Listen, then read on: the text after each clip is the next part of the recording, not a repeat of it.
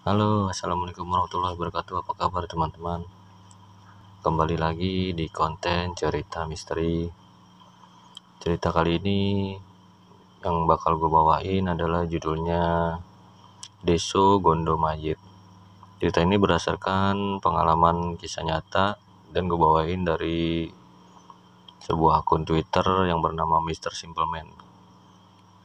Buat teman-teman yang udah tahu, beliau adalah penulis cerita KKN Desa Penari yang fenomenal kemarin. Jadi untuk mempersingkat waktu, kita langsung aja menuju ceritanya. Deso Gondo Mayit.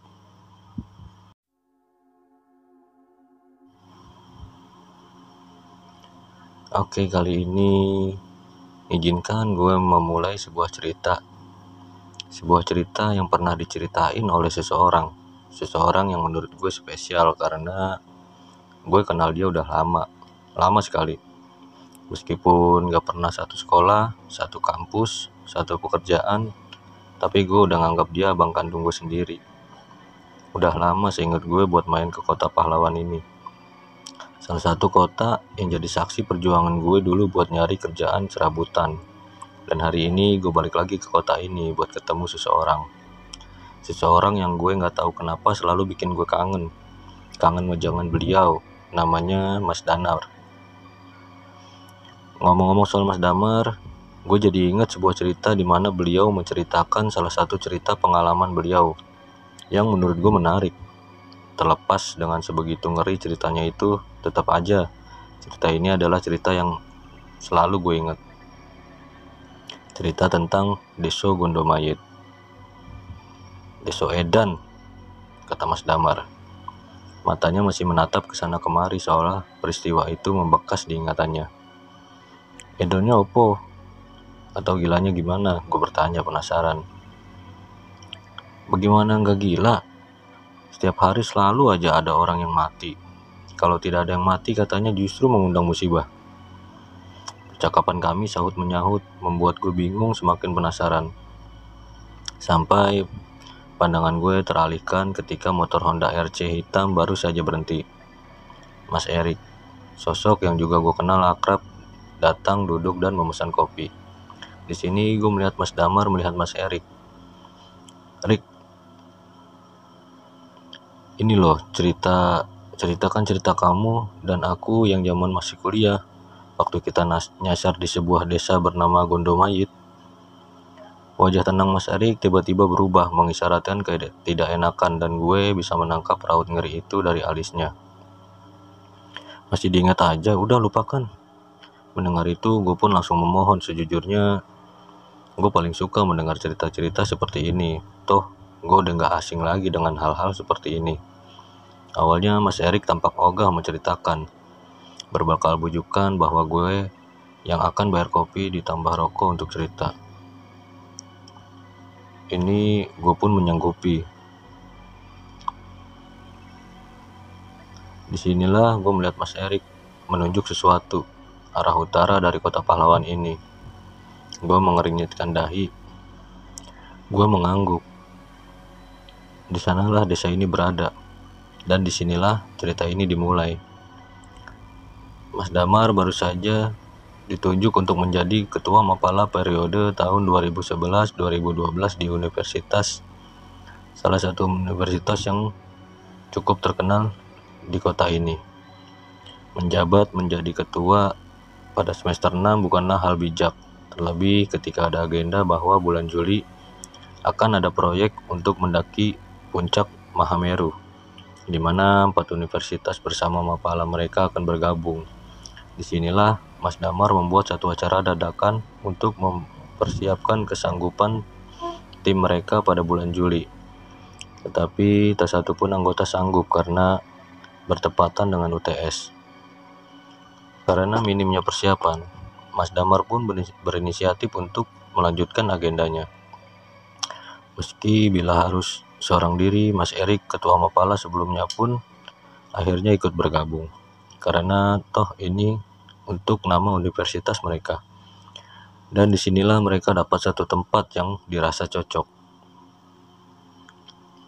salah satu tempat untuk melatih stamina karena medannya yang menanjak dan juga tempat terbaik untuk mendapat momen di mana suhu tempat ini nyaris seperti suhu di puncak Mahameru.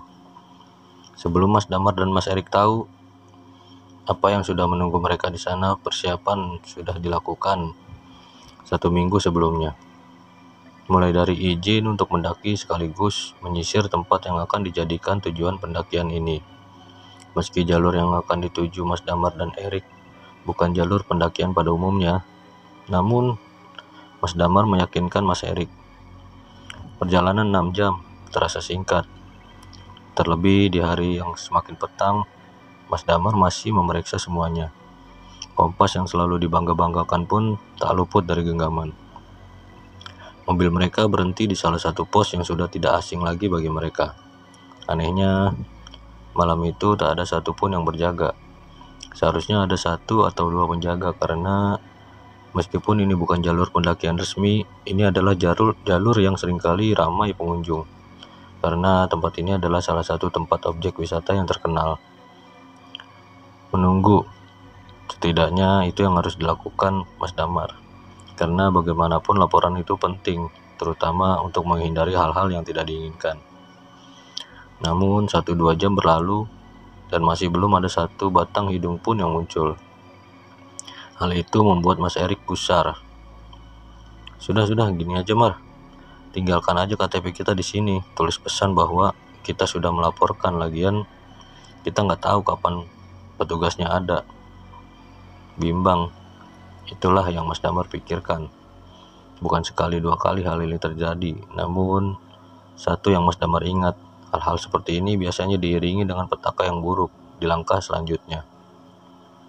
Namun Erik benar, tidak ada yang tahu kapan petugas itu akan kembali.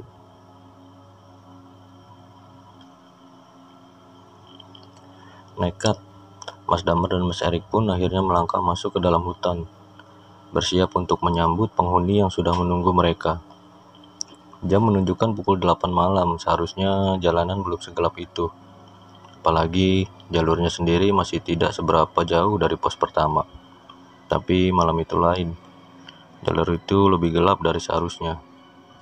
Yang lebih aneh, tidak terdengar satupun binatang malam di sekitar sana.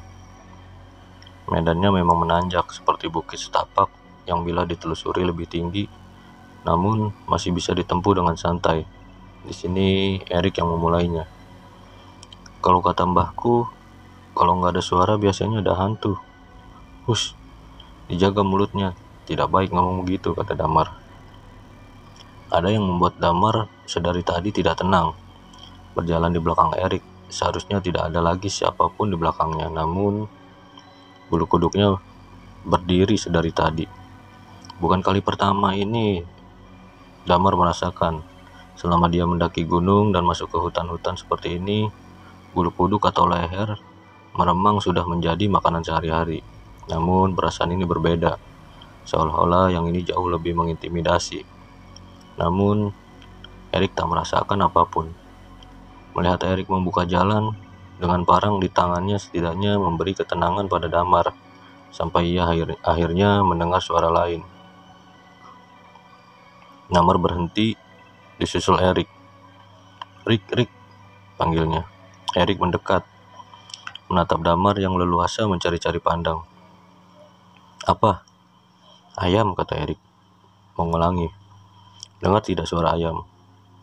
Erik diam, mencoba mencuri dengar apa yang Damar dengar. Namun Erik menegaskan bahwa tidak ada suara apapun kecuali angin yang berhembus di sela dedaunan. Gak ada. Mereka berpandangan untuk sepersekian detik, kemudian melangkah cepat-cepat. Ada hal yang tidak sepatutnya diucapkan atau didengarkan. Salah satunya adalah suara ayam. Mendengar suara ayam seperti pertanda sial bagi siapapun yang mendengarnya, terlebih di tempat ini. Damar dan Erik memikirkan hal yang sama, kuntilanak. Meskipun kalimat itu tidak diucapkan, namun mereka sama-sama mengerti satu sama lain. Dan yang menjadi pertanyaan adalah suara ayam yang didengar Damar dan tidak didengar Erik menegaskan sesuatu. Salah satu dari mereka sudah diincar sedari tadi. Degup jantung dan suara napas terengah-engah menegaskan bahwa mereka sudah berjalan lebih jauh. Berpikir bahwa mereka sudah aman, Erik lah yang kemudian mengatakan, "Sialan, bau bunga sembujo." Mereka bertukar tatap. Tidak ada yang tidak mengerti Erik seperti Damar. Umpatan atau kalimat tidak pantasnya biasanya menegaskan perasaan ketakutan. Dan itu cara Erik untuk menekannya. Namun, terkadang Damar merasakan hal itu bisa mendatangkan hal sebaliknya. Kadang dunia mereka menangkap pesan berbeda. Benar saja, suara ayam, bebauan bunga, kemudian berujung pada sosok di balik semak belukar. Erik lah yang pertama tahu, namun keinginan untuk memanggil Damar, yang izin untuk membuang air kecil mendatangkan rasa penasaran yang besar. Erik mengintip sosok asing itu. Sosoknya tinggi, setinggi Erik. Ia berdiri di bawah pohon rindang begitu saja, mengenakan baju yang terlihat seperti kain. Warnanya mencolok dengan kegelapan hutan putih. Erik terus melihatnya. Tatapannya terkunci pada kepalanya, yang tadi tergedek ke kiri dan ke kanan. Setelah beberapa saat, barulah Erik mengerti. Kepalanya tergedek bukan karena tanpa sebab, melainkan tepat di lehernya. Rupanya menahan beratnya kepala apabila lehernya patah. Saat itu Erik sadar, sedari tadi ia melihat sosok kuntilanak yang sering ia dengar ada di dalam hutan. Umumnya memang sering terdengar kabar bahwa penghuni atau kasarnya penunggu-penunggu di dalam hutan adalah korban-korban kecelakaan atau bencana-bencana yang tidak umum. Kini setelah melihatnya dengan mata kepala sendiri, Erik akhirnya tahu bahwa mereka memang nyata. Damar sudah kembali, mereka pun melanjutkan perjalanan. Rencananya sendiri, mereka harus sudah menempuh setengah dari jalur pendakian, yang menurut Damar bila dilihat dari lama jam mereka berjalan tidak jauh lagi. Erik lebih sering diam.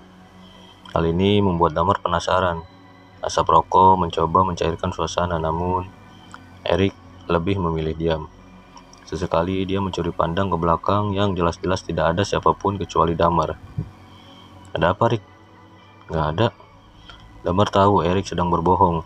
Barulah ketika sampai di tanah lapang, yang artinya pos kedua atau tempat yang biasa digunakan sebagai penakaran satwa sudah dekat, Erik baru membuka suara. "Ada kuntilanak, Dam." Kaget, namun Damar tidak mencoba menanggapinya. Ia hanya melihat Erik lebih pucat. Seteguk air dalam botol setidaknya mampu menenangkan Erik. Setelah dirasa cukup dan Erik menjadi lebih tenang, seusai cerita bagaimana ia melihat makhluk itu, Damar yang sekarang memimpin, disinilah keanehan itu terjadi. Pos yang seharusnya tidak jauh dari tanah lapang tidak ada. Hampir 2 jam, Damar dan Erik hanya berada di area itu dan itu terus. Hal ini membuat mereka akhirnya berpikir buat menginap di sana. Terlepas dari apa yang mereka alami malam ini, mereka memutuskan untuk pasrah. Sampai terdengar suara langkah kaki menghentak, dan sontak mereka terjaga. Diikutilah suara ramai itu. Di sanalah Erik dan Damar melihatnya. Orang-orang berjalan berjejeran seolah ada sesuatu yang sedang mereka kerjakan. Sampai mata Erik dan Damar tertuju pada barisan paling depan. Di sanalah mereka baru sadar ada pekuburan mayit. Untuk apa orang-orang menguburkan jenazah pada malam buta seperti ini? Setidaknya itu yang Damar dan Erik pertama pikirkan. Sampai baru mereka sadar, bagaimana mungkin ada penguburan jenazah di tengah hutan. Keganjilan itu sebenarnya sudah dirasakan sedari awal masuk ke dalam hutan. Mas Damar dan Erik hanya diam sembari memandangi rombongan itu semakin jauh, hingga akhirnya kehadiran mereka benar-benar lenyap ditelan kegelapan hutan.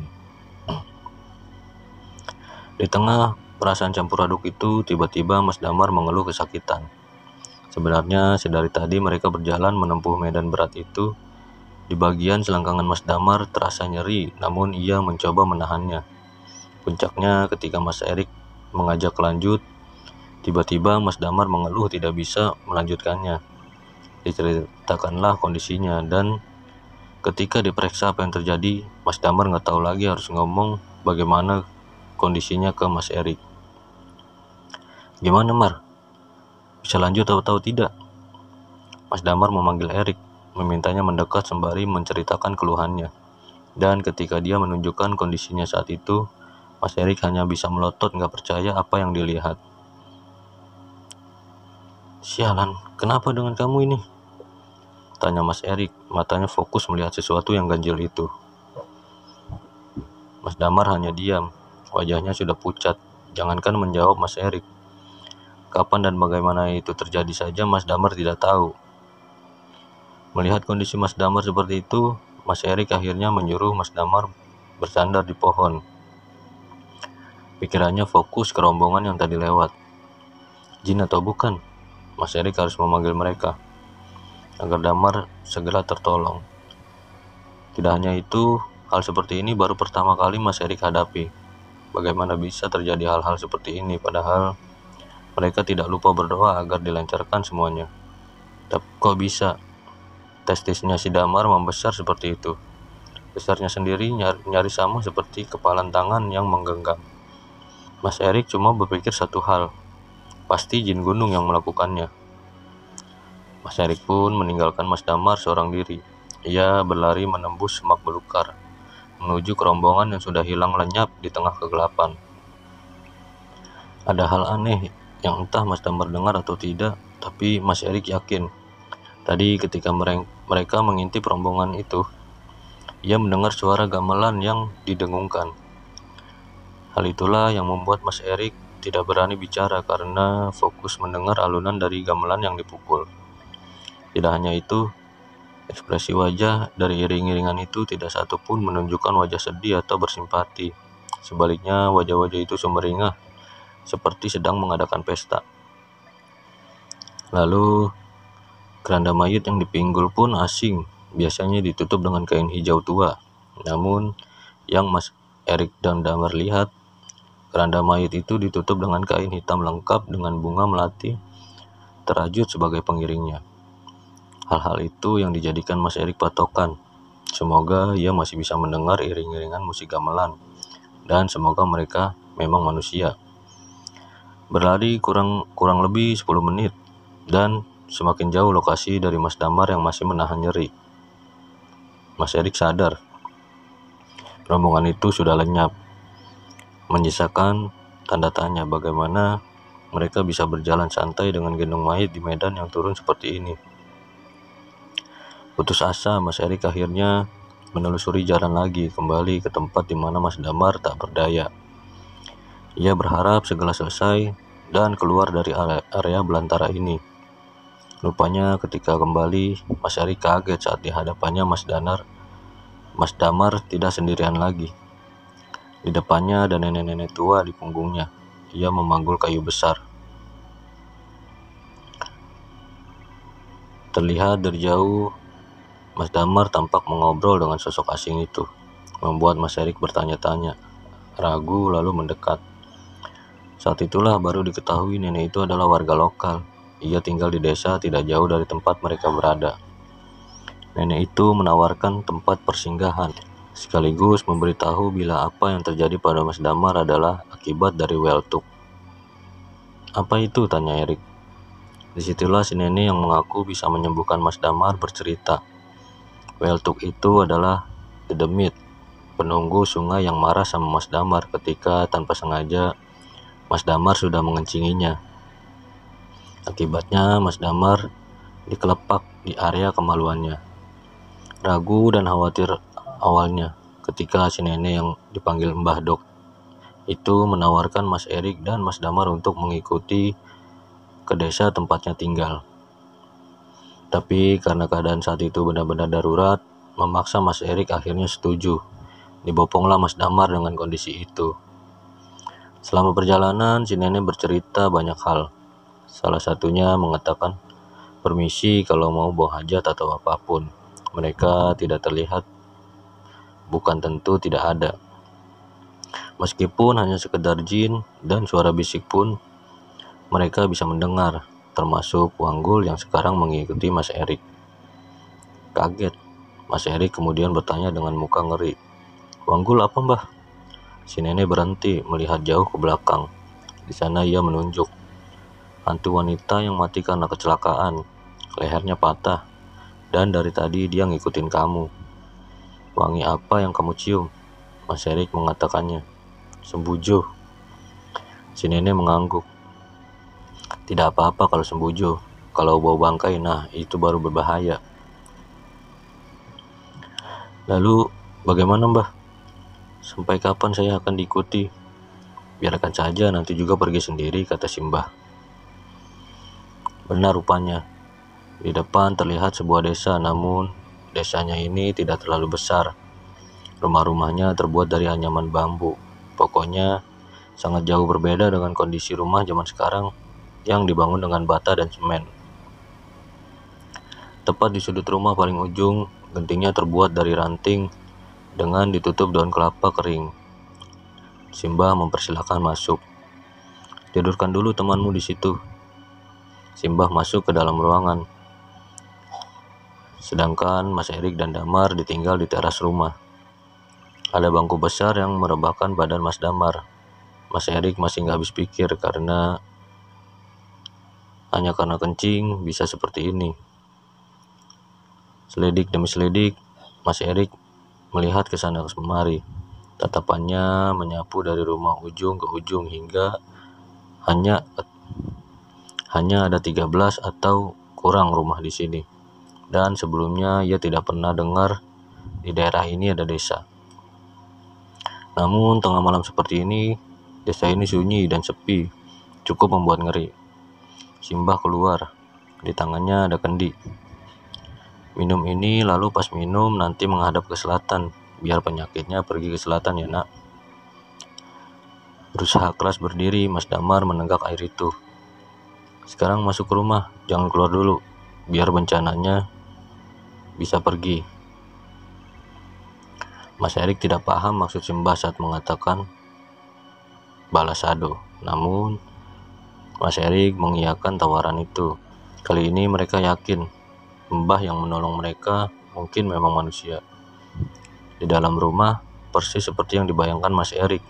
Rumah desa yang benar-benar seperti pedalaman. Tidak mungkin ada listrik, bahkan peralatan semuanya benar-benar lawas. Mas Damar sudah tertidur lelap setelah dipersilahkan untuk istirahat. Saat itulah kaget bukan main Mas Erik mendengar suara gamelan itu. Sekarang Mas Erik baru paham, mungkin rombongan itu adalah rombongan orang-orang desa ini. Namun kenapa musik gamelannya seperti dekat sekali? Simbah menuju ke pintu dan membukanya. Di depannya ada anak kecil, wajahnya pucat dan ekspresinya tidak menyenangkan. Semakin dipandang membuat hati Mas Erik jadi gelisah sendiri. Simbah tampak mengobrol lama, mencoba mencuri dengar. Mas Erik hanya mendengar kalimat patah-patah. "Giliran, mati, saudara, ilmu."